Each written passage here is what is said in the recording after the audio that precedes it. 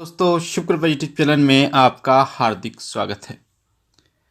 जब किसी व्यक्ति के शरीर में पित्र आते हैं या उसके घर के ऊत आते हैं तो उन्हें कैसा महसूस होता है और उसके क्या लक्षण होते हैं। वैसे मैं आपको बता दूं, हमारे घर के देवता जो होते हैं वो हमारे ऊत पित्र होते हैं। ऊत किन्हें कहते हैं? जो छोटे होते हैं, जिनकी शादी नहीं होती, उन्हें ऊत कहा जाता है। और पित्र किसे कहा जाता है? पित्र वो होते हैं जो हमारे पापा या दादा, उन्हें पित्र की श्रेणी में रखा जाता है। ऊत जो हैं वो बहुत शक्तिशाली होते हैं, जिनकी शादी नहीं होती, या फिर आपने देखा होगा कई लोग, जो कोई किसी का बच्चा होता है वो 1 साल में 1.5 साल में उनकी मृत्यु हो जाती है, तो वो ऊत की श्रेणी में आता है। ऊत अपने आप में बहुत शक्तिशाली होता है और इसीलिए कहा जाता है एक ऊत 100 भूत, यानी एक ऊत जो है वो 100 भूतों के बराबर होता है। वो जो है उसकी जो शक्ति है वो डायरेक्ट विष्णु शक्ति से जुड़ी होती है, ब्रह्म शक्ति से जुड़ी होती है, जिसके कारण उसमें इतना बल होता है। अगर आपके पितर एक बार के लिए नाराज हो जाएं तो आप उन्हें मना सकते हैं, बहुत आसानी से मना सकते हैं, एक बार के लिए वो मान भी जाएंगे। पर अगर आपके घर का कोई ऊत वो नाराज हो जाए तो लाले पड़ जाते हैं घर के, उन्हें मनाने के लिए बहुत मिन्नतें करनी पड़ती है, हवन अनुष्ठान करने पड़ते हैं, तब जाके वो जो ऊत है वो मानता है।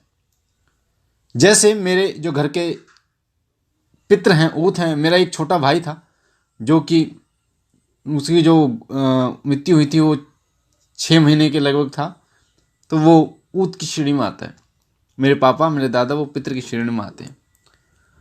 तो पितृ को मनाना आसान है, जबकि ऊत है उनको बहुत मिन्नतें करनी पड़ती है, जब जाके कोई ऊत जो है वो मानता है।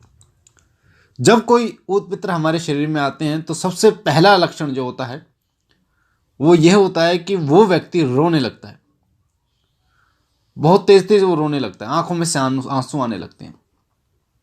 कई बार जिस व्यक्ति पर ऊत पितृ प्रसन्न होते हैं या आना चाहते हैं उसके शरीर में, तो वो व्यक्ति भी जब पूजा करता है तो वो व्यक्ति भी रोता है। हालांकि वो अपने इष्ट देव की पूजा कर रहा है, पर आंखों में से आंसू उसके आते हैं अपनी पितरों की वजह से। जो व्यक्ति मावस काटता है, यानी मावस निकालते हैं, जो खीर पूड़ी का भोग अपने पितरों को लगाते हैं हर मावस, उसके शरीर पे जब पितर आते हैं तो आंखों में से आंसू आते हैं, वो रोता है। पितर के शरीर में आने का सबसे बड़ा कारण जो है, लक्षण जो है, वो यही है कि जब पितर आते हैं तो व्यक्ति जो है वो रोने लगता है। दूसरी बात मैं आपको बताऊं कि पितर जो है वो जिस घर के वो पितर हैं उस घर के परिजन पर ही आते हैं।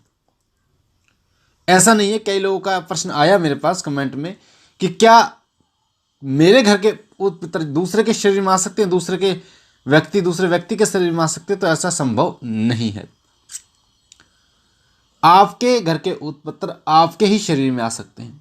आपने कई चौकियों पे देखा होगा कि जब आपसे बोला जाता है कि आप अपने ऊत पितरों को याद कीजिए, तो वो आपके शरीर में आते हैं। वो आप ही के शरीर में क्यों आते हैं? अगर किसी और व्यक्ति को वहाँ बिठाया जाए और बोला जाए कि दूसरे के घर के ऊत पितर को याद करो, तो वो नहीं आएंगे, क्योंकि हमारे परिवार का एक अंश जो है वो हमारे अंदर होता है, एक ऊर्जा जो है वो हमारे अंदर होती है, जिस कारण से हमारे जो ऊत पितर हैं वो हमारे ही शरीर में आते हैं।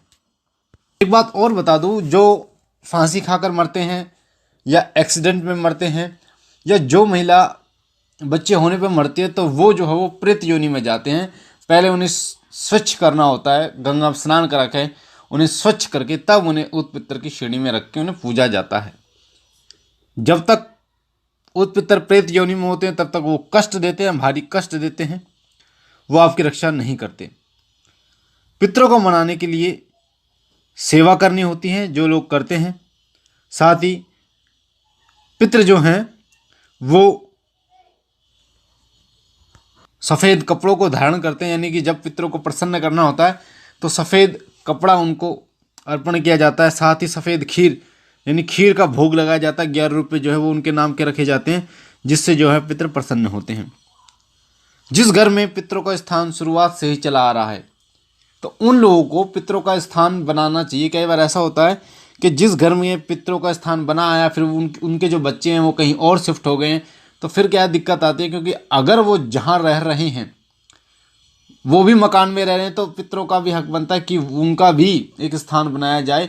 जिस घर में पहले से ही पितरों का स्थान है, तो वहाँ पर पितरों का स्थान बनाकर उनकी सेवा जरूर करनी चाहिए, वरना पितर नाराज होते हैं।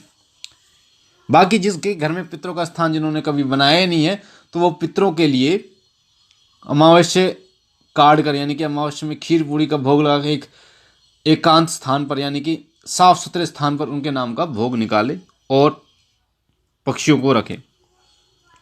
कभी भी पितर आते हैं आपके शरीर में, कभी भी पितर आते हैं, तो उनके सम्मान में अगर आपके पास कुछ ना हो, अगर आपके घर में पितर आते हैं, किसी के शरीर पे आते हैं, तो उनके सम्मान में, उनकी सेवा में अगर आपके पास कुछ ना हो, तो उनको मीठा पानी जो है, पानी जो मीठा आता है, यानी पानी में थोड़ी सी चीनी डालकर वो उन्हें भेंट करें, तो जिससे पितर जो है वो प्रसन्न होते हैं, अपना आशीर्वाद आपको प्रदान करते हैं। तो पितर उन्हीं के शरीर में आते हैं जो पितरों की सेवा करते हैं। अगर कोई भगत चाहे तो जो सेवा भी नहीं करता, उसी घर का कोई परिजन उसके शरीर में भी पितरों को बुला देते हैं, क्योंकि पितर जो हैं वो हमारे परिवार के परिजन होते हैं, तो उनका अंश जो है वो हमारे परिवार में होता है, कहीं ना कहीं उनका अंश हमारे परिवार में होता है, तो इसीलिए वो बिना सेवा के भी हाजिर हो जाते हैं। पर ऐसे केस में देवता के साथ ऐसा नहीं होता। देवता को आपको प्रसन्न करना होता है, उनकी साधना करनी पड़ती है, तब जाके कोई देवता आपके शरीर में हाजिर होता है, तब जाके देवता जो है, देवता की सवारी आपको आती है। तो इसीलिए कभी भी आपके पितर जब आए आपके शरीर पे, तो इन चीज़ों का ध्यान रखें कि पितर जब आते हैं तो रोना आता है, साथ साथ में पितर कभी भी आए तो उनके सम्मान में मीठा पानी आप भेंट करें। सफ़ेद कपड़ा, अगर आपके घर में पितर दोष होता है तो सफ़ेद कपड़ा 11 रुपये उठाकर, 1.25 मीटर सफ़ेद कपड़ा 11 रुपये उस पर रखकर पितरों के नाम के उठाकर रखें 5 कपड़ों के साथ। इस तरीके से पितर जो है वो खुश होते हैं। तो ये थी एक छोटी सी जानकारी जो मैंने आपको बताई। जब पितर आते हैं तो कैसे आपको, कैसा पता चलता है कि पितर आ रहे हैं, क्या लक्षण पितरों के आने के होते हैं, बाकी पितरों की सेवा कैसे की जाए, बाकी जब पितर आए तो उन्हें क्या भेंट किया जाए, कैसे उन्हें प्रसन्न किया जाए।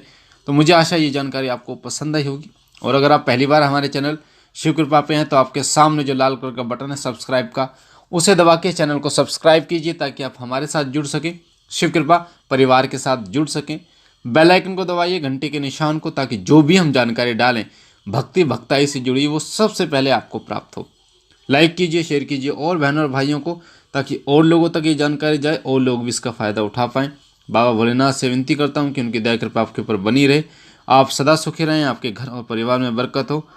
बाबा सदैव आपकी इच्छाओं को पूर्ण करें। हमारा जो नया चैनल है शिव सत्य, उसका लिंक डिस्क्रिप्शन में है, उसे भी सब्सक्राइब कीजिए, उसके साथ भी जुड़िए, ताकि आपके प्रश्नों के उत्तर और साथ ही आपको भक्ति भक्ताई से जुड़ी जानकारियाँ प्राप्त हो।